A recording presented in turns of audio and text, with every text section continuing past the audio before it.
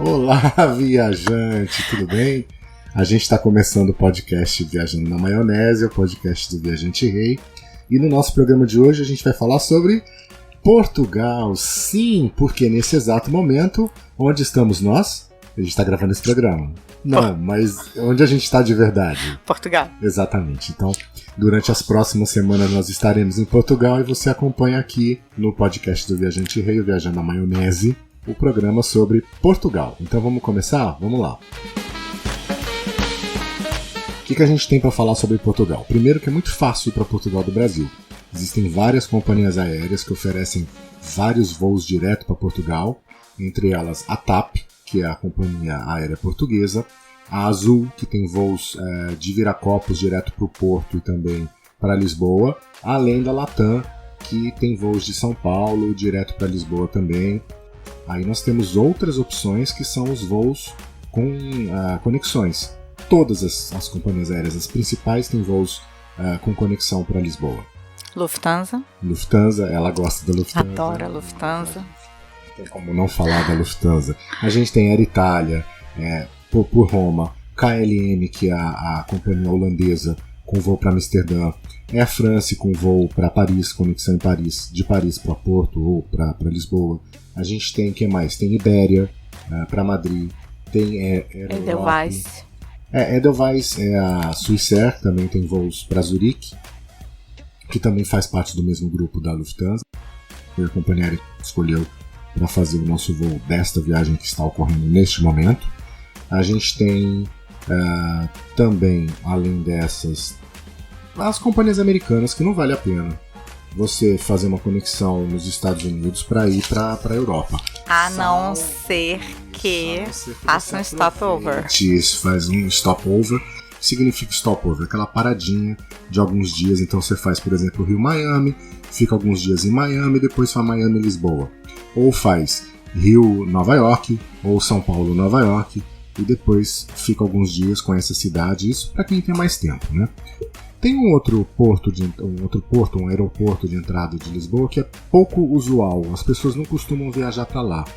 No sul, para Faro. Então tem o aeroporto de Faro, mas esse é mais específico para quem está fazendo turismo europeu ou para quem vai se dedicar para visitar o sul de Portugal e ficar na região do Algarve, que é a região das praias que a gente estava falando bomba no verão europeu.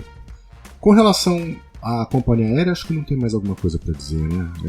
É escolher tarifa e verificar muito tempo de conexão, porque às vezes você vê uma promoção de um voo lá, você vai ver, no final das contas, são 48 horas de voo.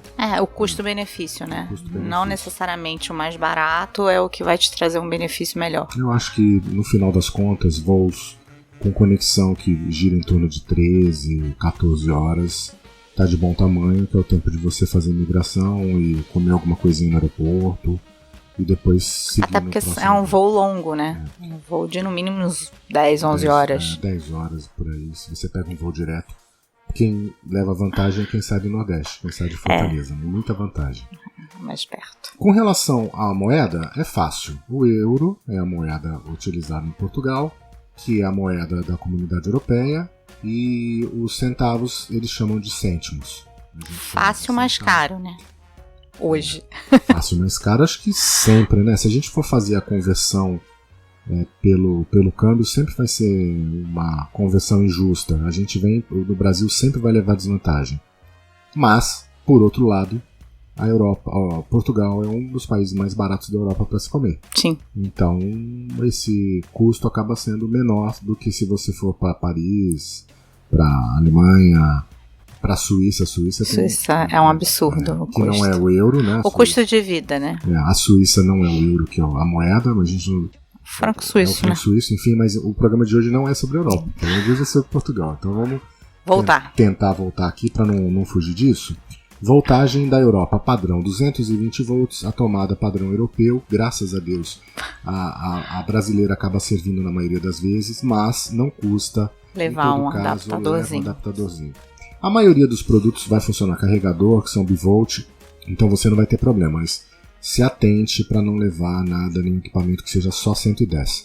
porque nesse caso, com certeza vai queimar o equipamento. Principalmente mulheres que levam chapinha, secador, essas coisas, é mais complicado. Verdade. Apesar que hoje na maioria dos hotéis tem secador. Tem secador chapinha, de cabelo, então não. Acho que... Chapinha, não. Eu nunca vi você levar chapinha, então... É porque eu não uso.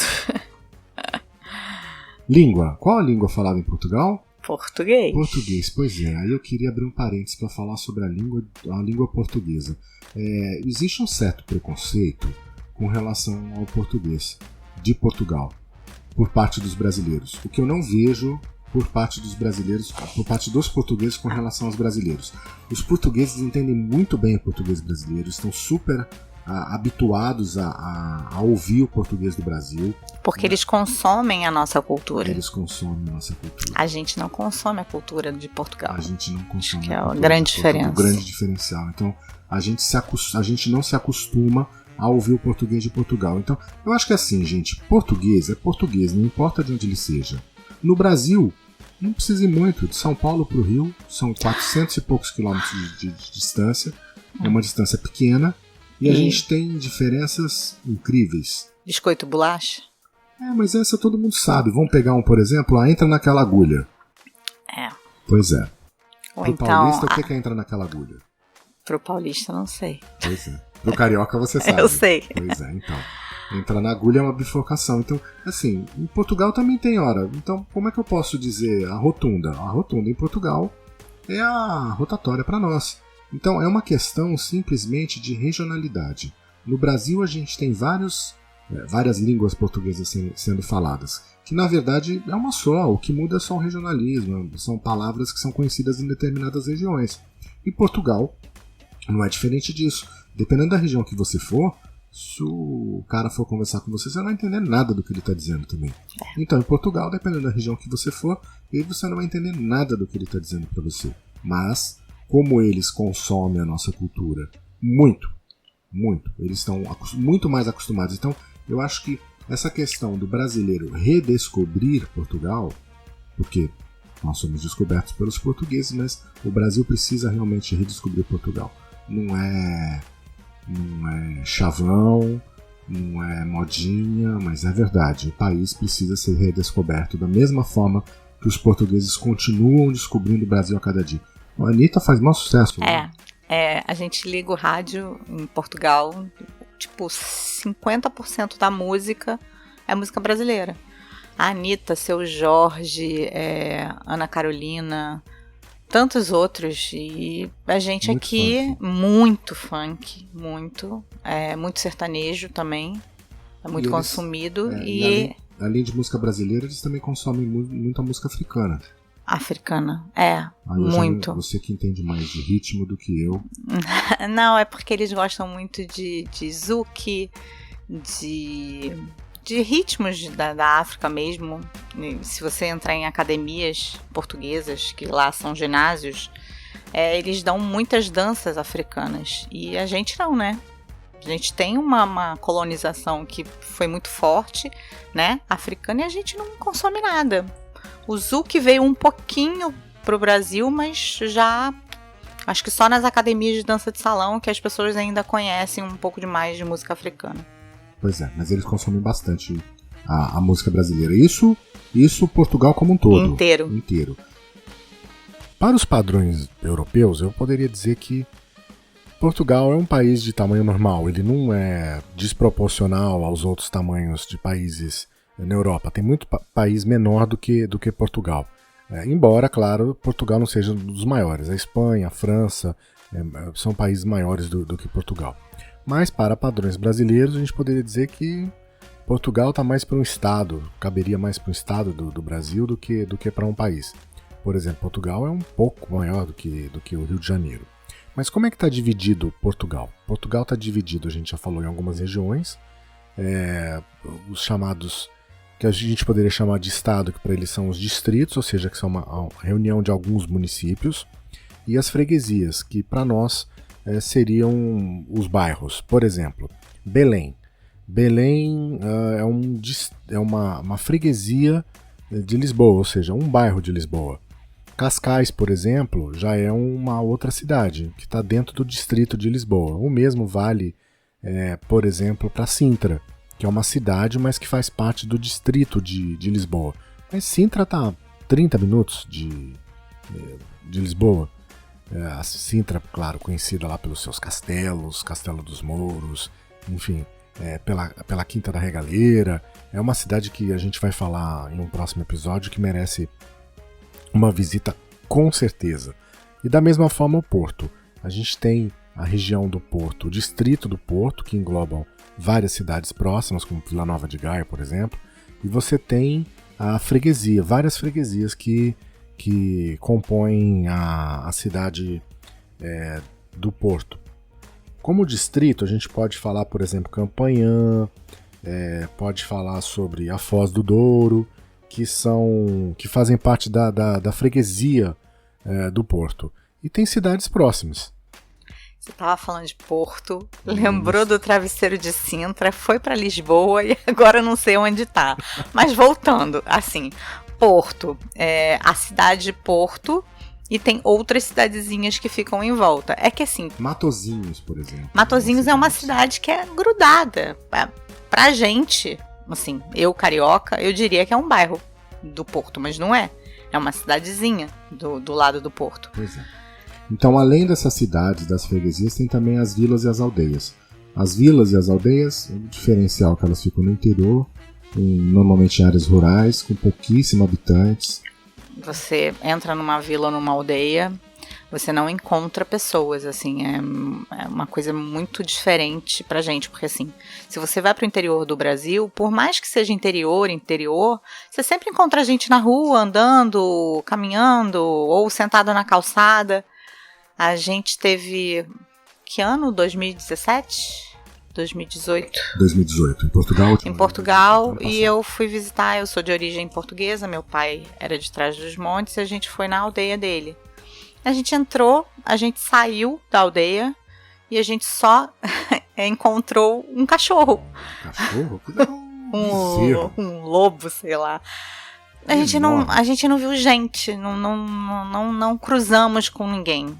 Porque as aldeias são assim? Porque antigamente a agricultura era muito forte em Portugal, então as aldeias eram grandes, tinham muitos moradores por causa da agricultura, só que as pessoas foram saindo para os grandes centros e as aldeias foram ficando só com as pessoas mais idosas e foram se esvaziando, né? E continuam se esvaziando ainda.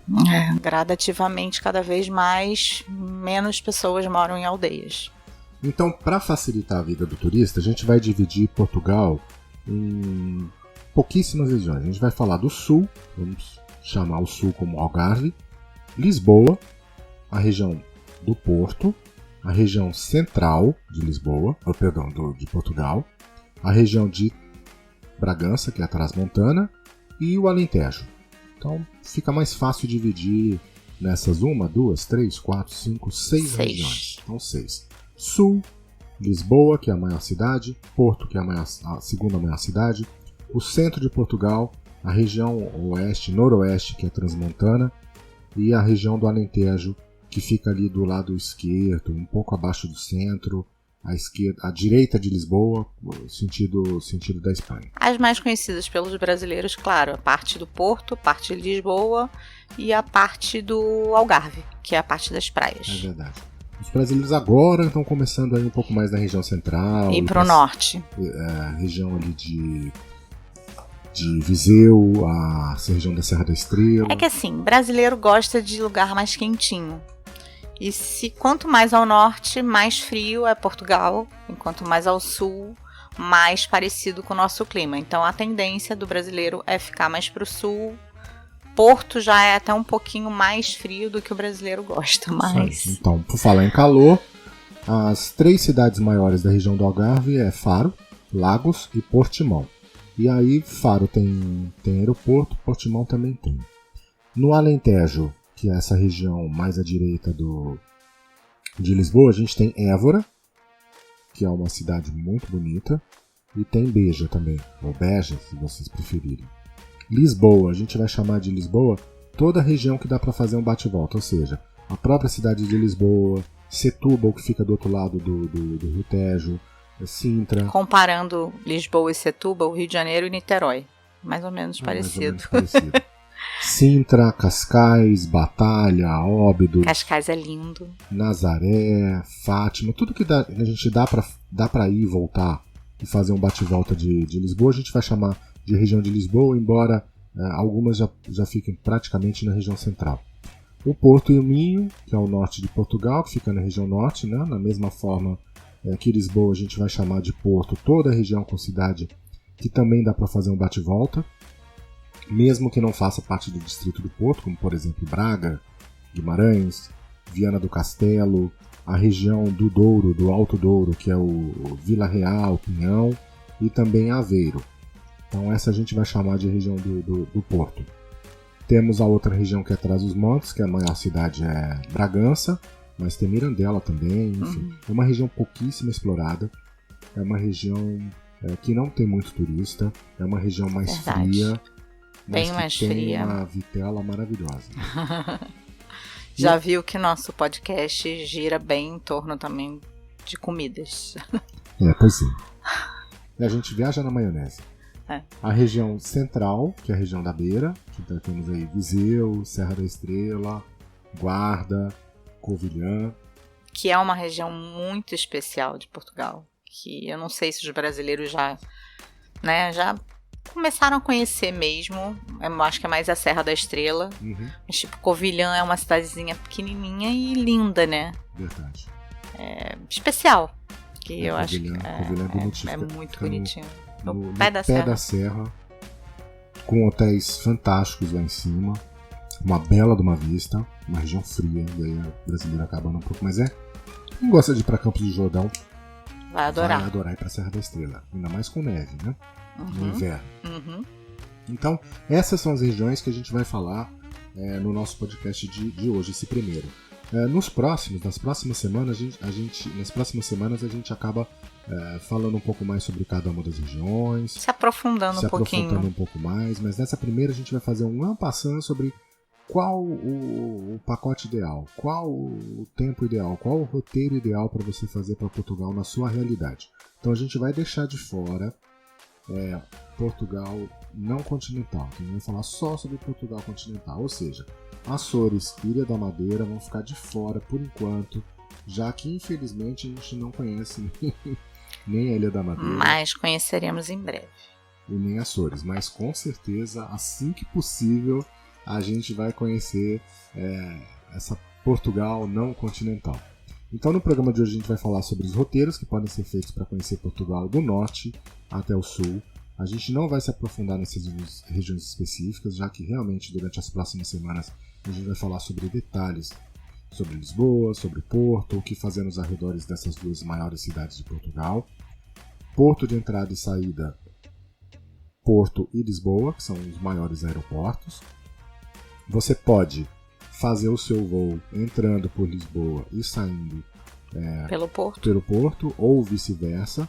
Neste caso, o ideal é você avaliar, antes de comprar sua passagem, o custo para você devolver o carro numa cidade diferente da que você alugou, ou se você vai fazer esse seu roteiro sem utilizar carro, só utilizando transporte público, ônibus, trem. Enfim, aí eu acho que dá para analisar isso principalmente dependendo da quantidade de dias que vai fazer.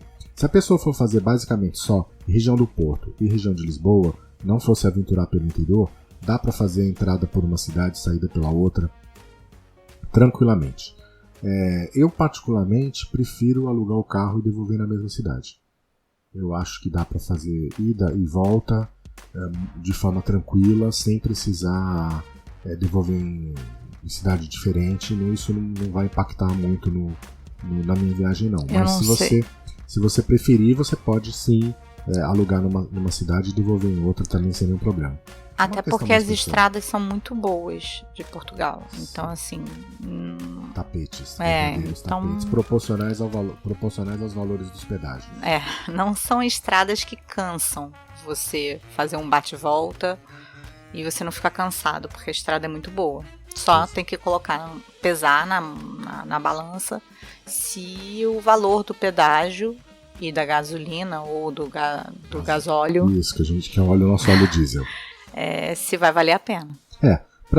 Para ter uma ideia, o custo dos pedágios, que lá em Portugal é chamado de portagem, gira em torno de 100 euros, que é o que você vai gastar para ir até o porto de Lisboa e voltar para o porto de novo e fazer uma viagem ali pelas regiões, até o norte, quase divisa com a Espanha, ou conhecer a região central. Então, 50 euros para subir, 50 euros para descer, incluindo aí algumas visitinhas nas cidades próximas. E o interessante, assim, é você, quando alugar o carro, sempre ter qual o nome do tagzinho para ser automático nas portagens, porque senão a cada portagem que você passa, você tem que entrar num site na internet para fazer o pagamento de cada portagem, não é mais ou menos isso? Exatamente. Então seria tipo um Via Verde ou Sem Parar. Eu não sei o nome. Veloy, mas as empresas de carro geralmente. As locadoras já oferecem, você paga uma taxinha por dia. Porque é impossível você anotar todos os pedágios que você vai passar por dia para fazer o pagamento via online. Verdade. E você tem a opção de colocar lá no seu GPS e evitar pedágios e ir pelas estradas nacionais, ao invés de ir pelas autoestradas. Só que você vai perder mais tempo com isso. Muito mais tempo. As autoestradas, elas são com várias pistas, e as estradas nacionais que não tem portagem, não tem pedágio, normalmente é pista simples. Então... muitas curvas. É mais complicado. Mas aí é uma questão de gosto. Se você está fazendo uma viagem mais tranquila, com muito mais tempo, as nacionais podem ser uma opção boa, né? Isso aí. Levar em conta também o preço do combustível. A gasolina custa em média R$1,40. O diesel, que é o gasóleo, está custando em média R$1,30. E tem também o GNC, que é o nosso GNV, que é o gás veicular, que a gente não vai falar sobre ele, você não vai alugar carro com GNV, mas ele custa em torno de €1,20. O litro, lá eles não chamam de metro cúbico, lá o gás também é vendido como litro, igual o gasóleo e a gasolina. E os pedágios variam muito. Os pedágios variam muito. Tem pedágio lá de 60 cêntimos. E tem pedágio de 4 euros. Pois é muito legal também nas autoestradas, quando ele indica a cada posto qual a distância para o próximo posto e os valores. Então você tem como comparar, antes de você chegar num determinado posto, na placa do lado da estrada, você vai ver o preço da gasolina, do gasóleo naquele posto, e ele indica também o preço dos próximos postos. Então dá para você avaliar quanto você tem de combustível e se dá para esperar para abastecer em outros postos, ou se você vai parar naquele, se compensa, se o valor está... Você consegue se organizar na própria estrada, entendeu? Uhum. E por falar em transporte, a gente não pode deixar de lado o pedestre, que lá é chamado de peão, e o respeito ao pedestre no trânsito de Portugal. Que é incrível. Sim, as faixas de pedestre, que são as passadeiras, são respeitadas. Então, se você for dirigir, fique atento para parar na faixa, porque, meu amigo, as pessoas não olham, elas estão acostumadas a atravessar na faixa de pedestre sem se preocupar se o carro vai parar ou não. O carro para. Vai parar. Então, pare. É verdade. Muita atenção. Atenção ao pedestre. Ok? Agora que você já sabe quais são as regiões de Portugal, como se locomover pelo país, chegou a hora de falar sobre o clima. Quanto mais ao sul, mais quentinho. Isso quer dizer menos frio, né? É verdade. Então o Algarve é indicado para os meses de verão europeu, que é de junho a agosto. Maio ainda está ameno e setembro começa a esfriar. O norte é mais frio, mesmo no verão tem a famosa nortada, que é aquele vento que entra do norte e que traz o frio do norte europeu. Então, de repente, é meio São Francisco, assim, né?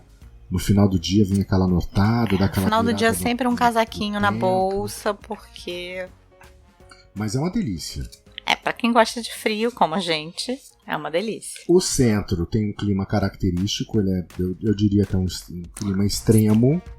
É quente no verão, é frio no inverno, tem gelo, tem neve, eles têm até um ditado que fala 9 meses de inverno e 3 meses de inferno. Porque os verões são muito quentes. Então dizem que Viseu no verão é bem quente, muito quente. Esse ano, pelo que a gente viu, as temperaturas não foram tão extremas em Portugal. Na Europa teve, na França, em Paris, tiveram temperaturas extremas. Mas em Portugal, esse ano... O ano retrasado foi bem pior. Foi bem pior. Teve as queimadas, Sim. os incêndios florestais. Sim. Aquela região ali central foi bastante atingida. O clima tá mudando em todo mundo, né? Então, consequentemente, eu acho que acontece também a mudança em Portugal. Mas é um clima de extremos mesmo. E o litoral? Ah, não, a gente pulou, tem a Serra da Estrela. A gente não, você pulou. É verdade, tem a Serra da Estrela também, que é frio. E tem temporada de esqui, mas tem coisa pra fazer no verão também. Você tem o Vale Glaciar. Não, tem, mas o verão não é verão, né? É um inverno mais ameno, pode-se dizer. Ok. E é claro, o ideal pra ter o charme é visitar a Serra da Estrela numa região de inverno, numa época de inverno. Embora em abril do ano passado estava na primavera, na Páscoa nevou. É verdade, a gente pegou, e não foi pouca neve não. Tipo, a gente pegou pelo menos 1 metro de neve que tinha acumulado ali. Tinha acumulado. Foi uma pelo nevasca, menos, né? Deu até na televisão, porque não é o usual. Não é usual. Neve essa em época. abril. E a gente pegou 1 metro de neve, então... Na Páscoa, exatamente na Páscoa. Uma delícia. Mas, pra quem tá esperando um clima mais ameno, pode ter esse tipo de surpresa na Serra da Estrela. Pois é. E o litoral também. Se você tá esperando aquela água quentinha de Caribe, esquece. As águas são frias. São limpas, são claras, mas pros padrões brasileiros, são águas frias, mesmo no Algarve. Mesmo no verão, a temperatura da água é amena. Não espere encontrar água 27 graus, 24 graus. Mas nada que uma roupinha de neoprene não dê jeito. Nada que alguns minutos na água também não dão jeito, porque você acaba se acostumando com a temperatura. É verdade. E além das praias, a gente tem as praias pluviais também, que é a região de Braga. Tem bastante rio que o pessoal utiliza para ir pra praia, ali em cima no Gerês. Gerês, né? Bastante praia pluvial. Então, se você gosta de rio, tem praia de rio para aproveitar também. Eu prefiro praia. Eu prefiro piscina. Vamos lá para os roteiros então? Quanto tempo que você deve reservar para fazer um passeio para Portugal? Quais são os roteiros possíveis? Você pode fazer 3 tipos de roteiro para Portugal. Se for um roteiro pequeno, de 4 dias, 5 dias, 6 dias, eu diria, fique apenas numa única cidade. Dê atenção para aquela cidade. Então, vai viajar 4, 5, 6 dias? Vai para Lisboa. Conheça Lisboa, explore Lisboa, que só em Lisboa você vai gastar 4 dias. O mesmo vai valer para a região do Porto. 4, 5, 6 dias.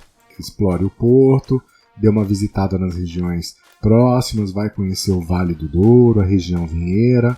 E é isso. 4 dias, 5 dias, 6 dias é para conhecer uma das 2 cidades só. Não dá para ir em uma e outra, porque você não vai conhecer nenhuma das 2 direito. Sim, você vai falar que você esteve na cidade, não que você conheceu. Isso aí.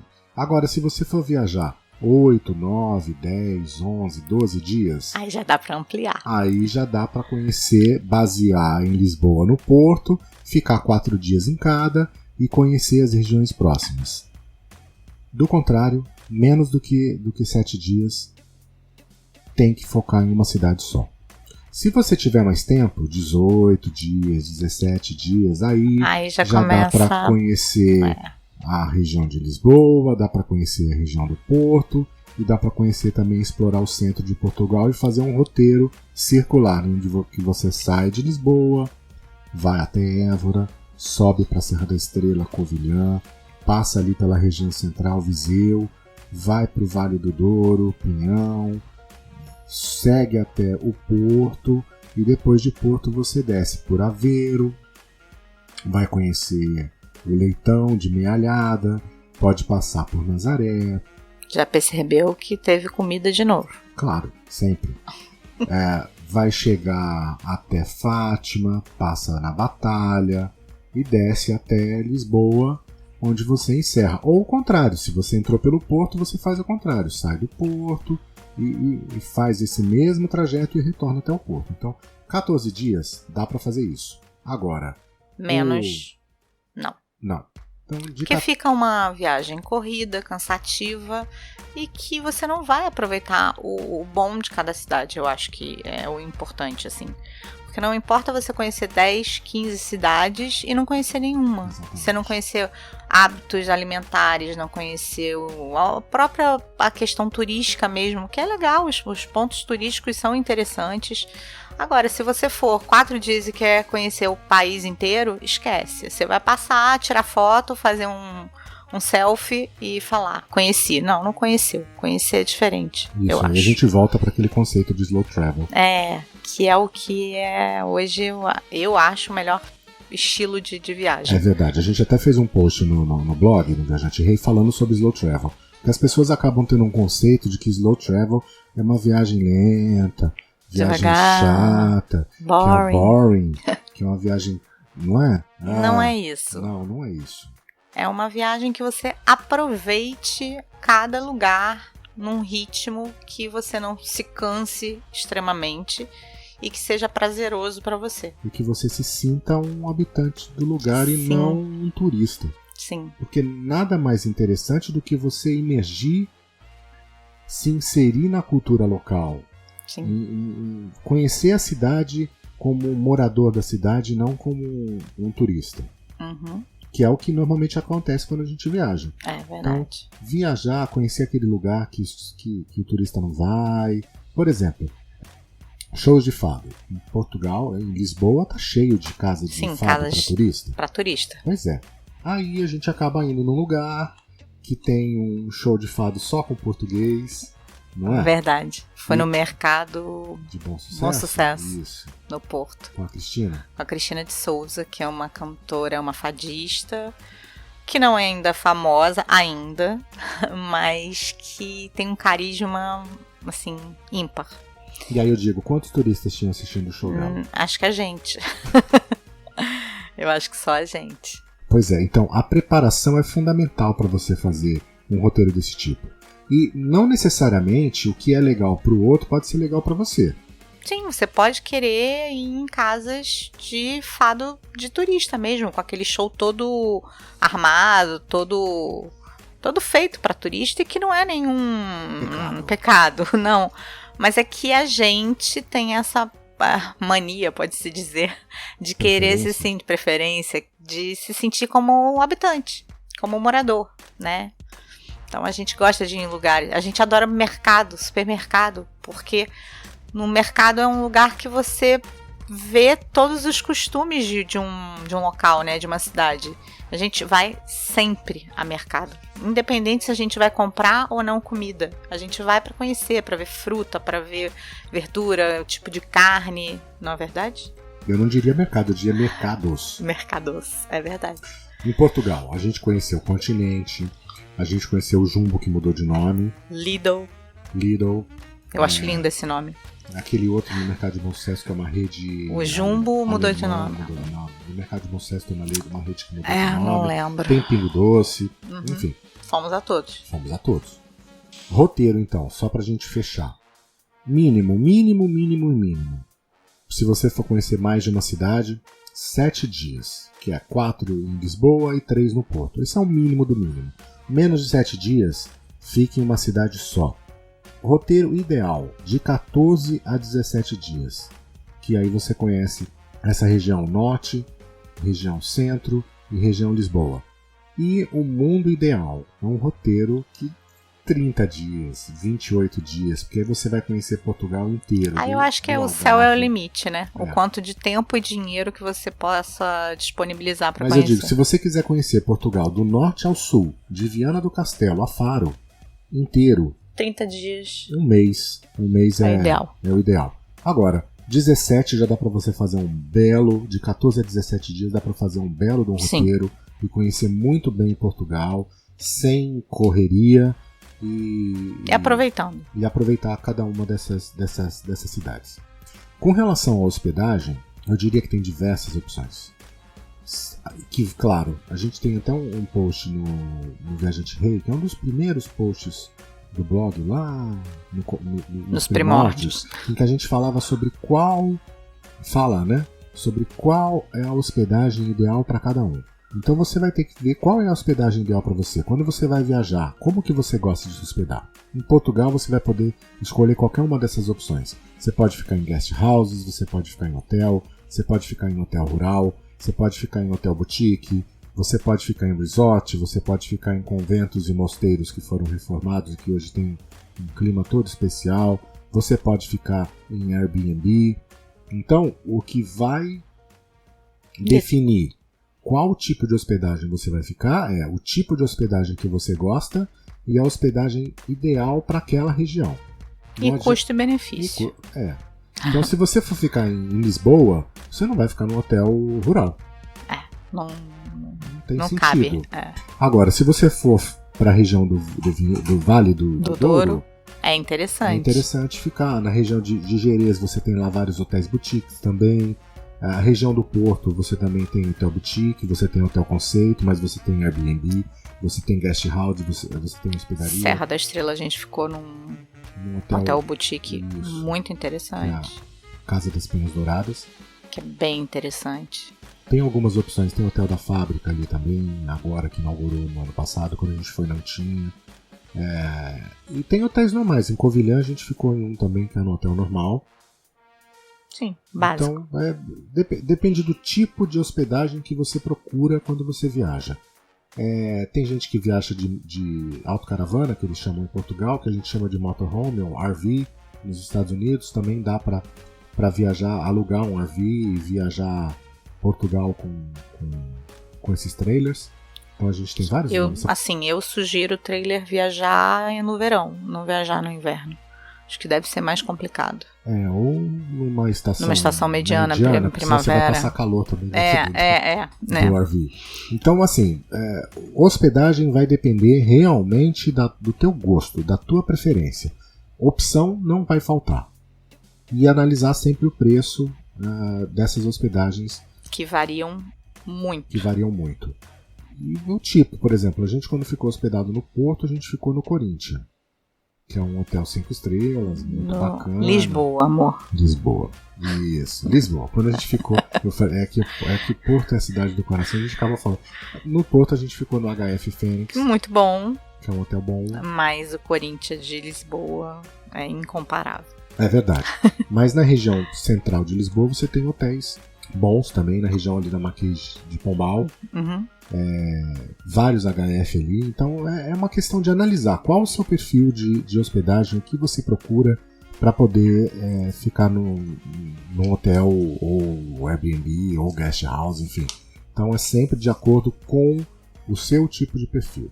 2 regiões obrigatórias, então assim, tem que conhecer Lisboa e tem que conhecer o Porto. Se você vai ter só 4 dias de viagem, então você já sabe, escolhe uma das duas e tenha certeza que você vai precisar voltar para Portugal para conhecer a outra. Não tem como ir para Portugal e não conhecer o Porto ou não conhecer Lisboa. Tem que fazer essa comparação. Tem que descobrir qual vai ser a cidade do seu coração. Existe aí uma disputa, a gente pode dizer quase Rio de Janeiro e São Paulo. Rio-São Paulo, de preferência. Uns defendem Porto, outros defendem Lisboa. E aí? Como é que você vai saber qual que você defende se você não conheceu uma ou outra? Lisboa é mais cosmopolita. Porto é mais aconchegante, tem cara de cidade pequena, mas não é cidade pequena. Tem cara de cidade pequena, mas não é uma cidade pequena. Exatamente, acho que diria essa a definição. Então, embora elas não sejam pequenas, como elas não são pequenas, a gente pode levar em consideração que quanto mais central for a hospedagem, melhor. Mais fácil vai ser a locomoção pela cidade, principalmente através de transporte público. Tanto Lisboa quanto Porto estão bem servidas de ônibus e metrô, que eles chamam de metro. Tem também em Lisboa os comboios, que são os trens. que também servem bem a cidade. Você vai para Cascais de metro, de comboio. Tem no Rossio também tem comboio que sai de lá, que vai para a mobilidade urbana das duas é muito bem servida. Você não tem problemas de locomoção nesses dois grandes centros de Portugal. A gente já não sabe no interior, mas nos dois grandes centros é muito bem servido. A gente tem... Fora que dá para andar muito a pé, né? Dá para andar muito. Porto e Lisboa a gente andou muito a pé. Porque é seguro, né? E é gostoso, porque aí você vai entrando naquelas ruas pequenas, aí vai conhecendo. Quando você vê, você já conheceu muito mais do que você pensava que ia conhecer quando você está andando a pé. Eu gosto muito. E sem contar que, assim, você acaba descobrindo o que os livros, guias não falam sobre aquela verdade. área. Você andando, explorando as ruas, você acaba descobrindo outros locais que não estão ali. Sim. Ou enfim, que você nunca imaginaria encontrar. E que outra pessoa, de repente, não vai encontrar, porque não andou por ali. Verdade. Então, próximo a Lisboa e do Porto, a gente tem como ampliar regiões que merecem noites extras. Que dá para você ir e dormir em cidades próximas e voltar. Por exemplo, na região do Douro, você pode reservar uma noite, dormir num hotel boutique. Para ter uma experiência de visitar as vinícolas, se você experimentar. For no mês de setembro, dá para aproveitar uma vindima. A vindima. Pisar na uva, fazer teu próprio vinho. Ou se você for na primavera, dá para ver as parreiras florescendo. Então, cada época do ano você encontra uma Portugal diferente.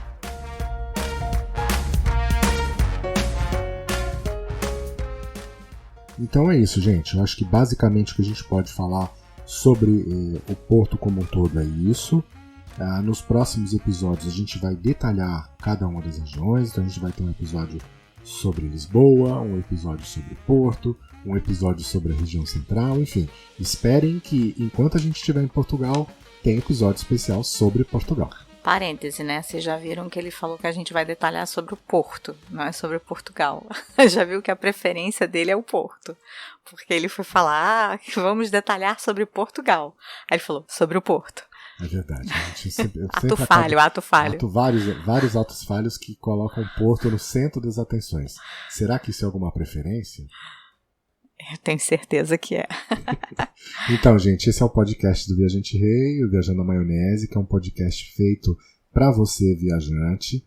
É claro que a participação de vocês é fundamental. A gente tem um quadro especial para o viajante. Sala VIP. Se você tiver alguma dúvida, alguma sugestão, algum assunto, algum destino como tema do nosso podcast, entre em contato com a gente. O nosso e-mail é o podcast@viajanterei.com.br. Você encontra o podcast do Viajante Rei nos principais agregadores. Você pode enviar uma mensagem pelo Messenger do Facebook, um direct pelo Instagram. Você pode enviar também uma mensagem pelo nosso WhatsApp. Todas as informações você encontra no site do Viajante Rei, no post especial sobre cada um dos episódios. Por hoje é isso. Muito obrigado pela audiência. Até a próxima semana com mais um episódio do podcast Viajando na Maionese do Viajante Rei. Tchau, gente. Até a próxima.